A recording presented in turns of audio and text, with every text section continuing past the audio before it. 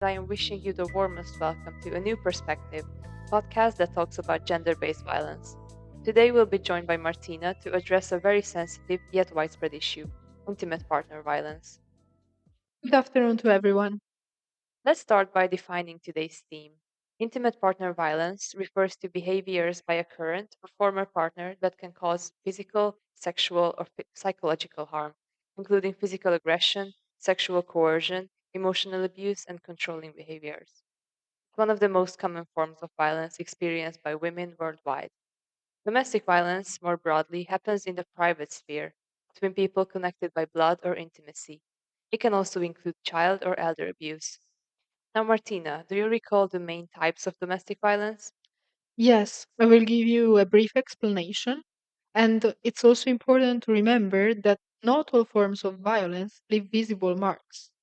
There's physical violence, like slapping, hitting, or choking, sexual violence when one partner forces or pressures the other into sexual activity without consent, psychological or emotional violence, which involves intimidation, humiliation, threats, or isolation, tactics that create fear and control. And finally, economic violence, when one partner controls all the finances, forbids work or study, and limits access to money. All these forms have one common goal to dominate and control. What are some clear signs of domestic violence, and how can we distinguish them from a healthy relationship?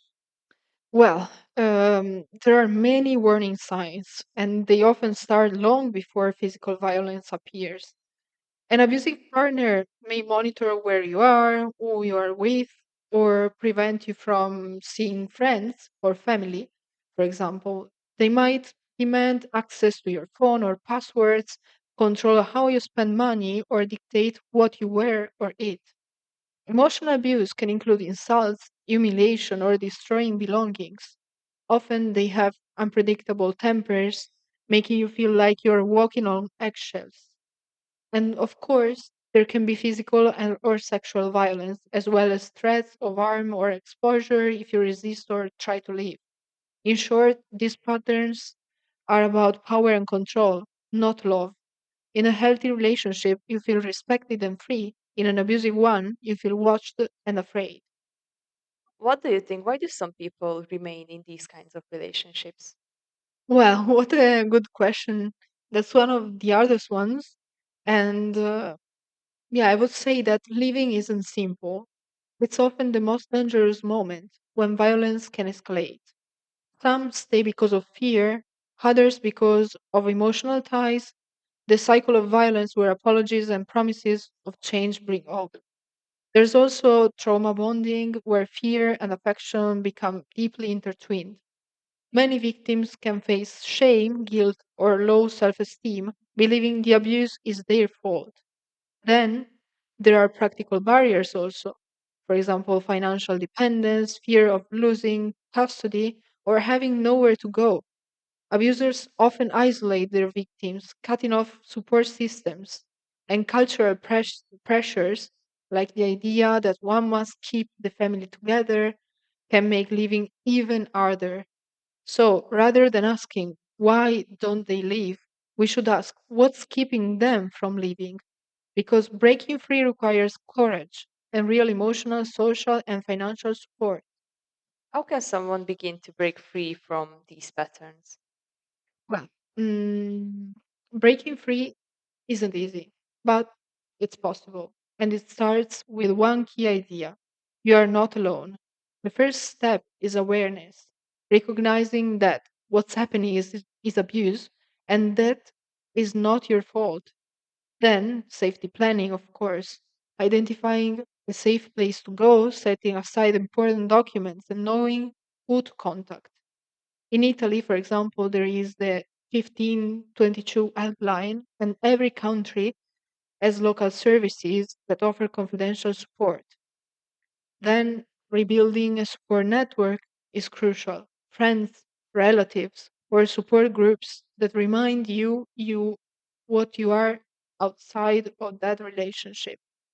Therapy and counseling help heal the emotional wounds and rebuild confidence. For many, economic independence, even small steps like saving money more privately is a path toward freedom. And don't forget digital safety, changing passwords, clearing browser history, and using secure devices. Living is not the end, it's the beginning of healing and reclaiming your life. No one deserves to live in fear.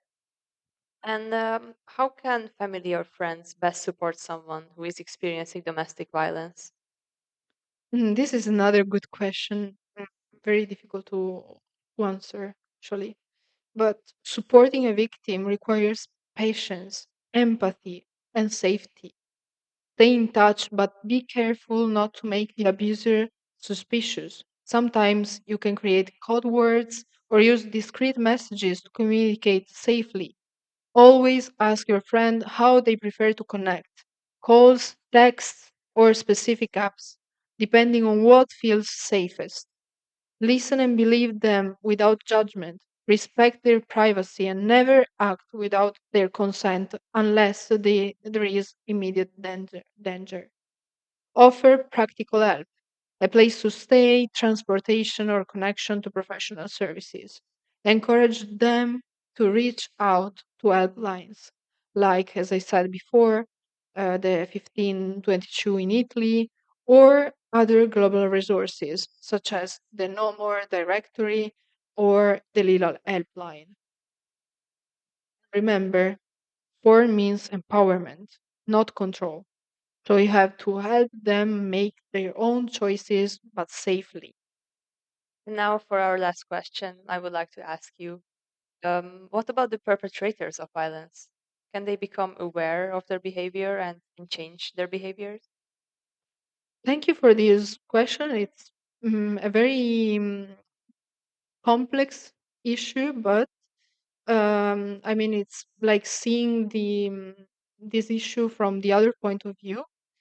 And I would say that most perpetrators don't start out violent, but their actions often stem from deep emotional issues, learned behaviors, or the need for control. This never excuses the abuse, but it helps us understand that violence is learned and also can be unlearned. The first step toward change is awareness and accountability. They must recognize the harm they have caused and take full responsibility. Therapy and re-educational programs can help them understand the roots of their behavior, manage emotions, and learn nonviolent communication. Change is possible, but only for those willing to face the truth and do the hard emotional work. And in the long term, education and prevention are essential, teaching empathy, equality, and emotional intelligence, especially to boys and young men, to stop violence before it begins. What an enlightening conversation. Thank you so much for listening. And a special thanks to our guest, Martina, for helping us dive deeper into this important issue. Thank you to you for inviting me and to give me the possibility to express myself in this very important and deep issue. Thank you for being here. Now, in our next episode, we will explore new forms of violence, ranging from digital abuse to cyber violence. We will talk about cyber stalking, revenge porn, and online harassment, and their impact on adolescents, young women, and public figures. We'll also discuss the EU Directive 2024 and the new measures designed to fight them. And as always, thank you for listening and stay tuned and join us next time on A New Perspective.